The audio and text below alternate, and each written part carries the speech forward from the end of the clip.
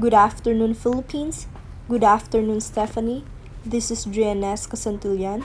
Today, we will be exploring what homelessness and poverty really looks like in the Philippines.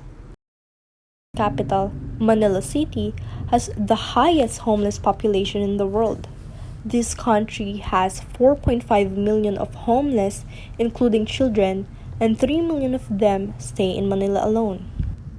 Most of these people sleep and live on the sidewalks, sometimes outside of an establishment and in a wooden pushcart that they use for trading garbage. The luckiest ones has a discarded pillow or mattress that they picked up from the streets so that they have something to sleep on even if the weather is hot or cold. The question is, why are they homeless? As for me, one of the deadliest reasons that contribute to the surge of homelessness is natural disaster. And Philippines is visited by average 20 typhoons per year. Its geographical location makes it more vulnerable to earthquakes, volcanic eruptions, floodings, and typhoons.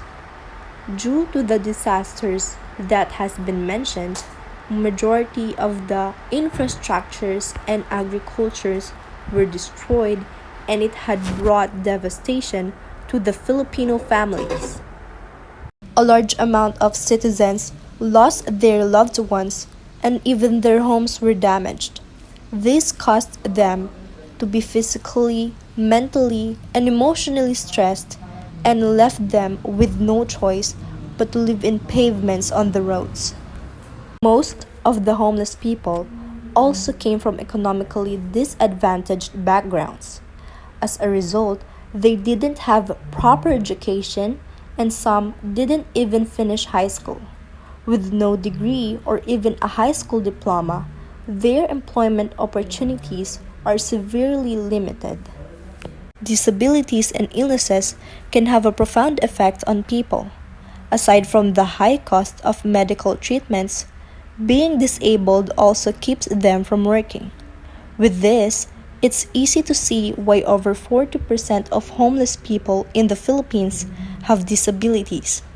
Domestic violence is one of the primary reasons men, women, and children become homeless. When they want to get out of an abusive relationship, they often have no choice but to leave home.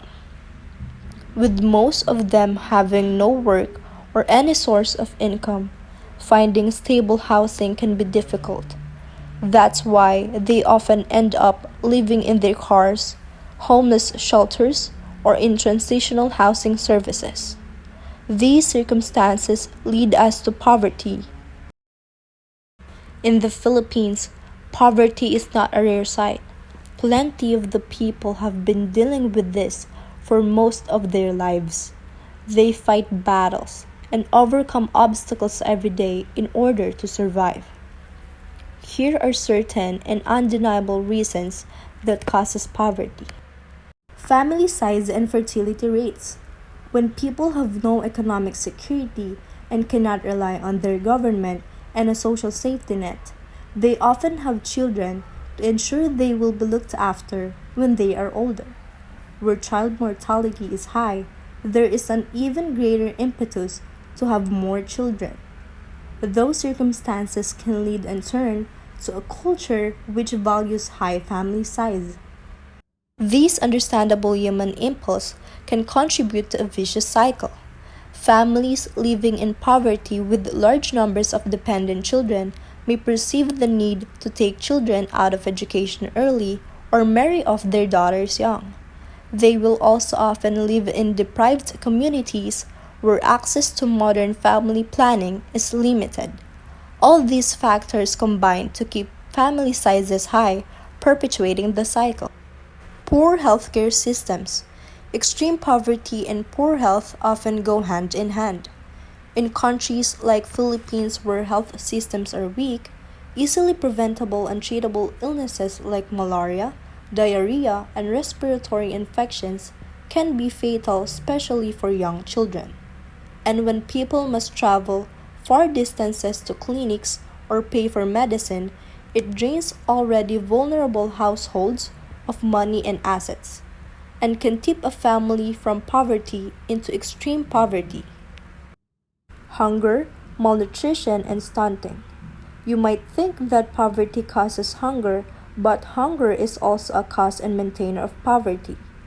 If a person doesn't get enough food, they will lack the strength and energy needed to work, or their immune system will weaken from malnutrition and leave them more susceptible to illness that prevents them from getting to work. And lastly, the lack of government support. Many people living in the Philippines are familiar with social welfare programs that people can access if they need healthcare or food assistance. But not every government can provide this type of help to its citizens, and without that safety net, there's nothing to stop vulnerable families from backsliding further into extreme poverty. Ineffective governments also contribute to several of the other causes of extreme poverty mentioned above, as they are unable to provide a necessary infrastructure or healthcare or ensure the safety and security of their citizens in the event of conflict. I strongly agree that providing programs and projects such as offering jobs, free health consultations and giving medicines, free education and seminars about health issues are the best solutions to decrease poverty. This is Jenes Casantillan for DLC Philippines.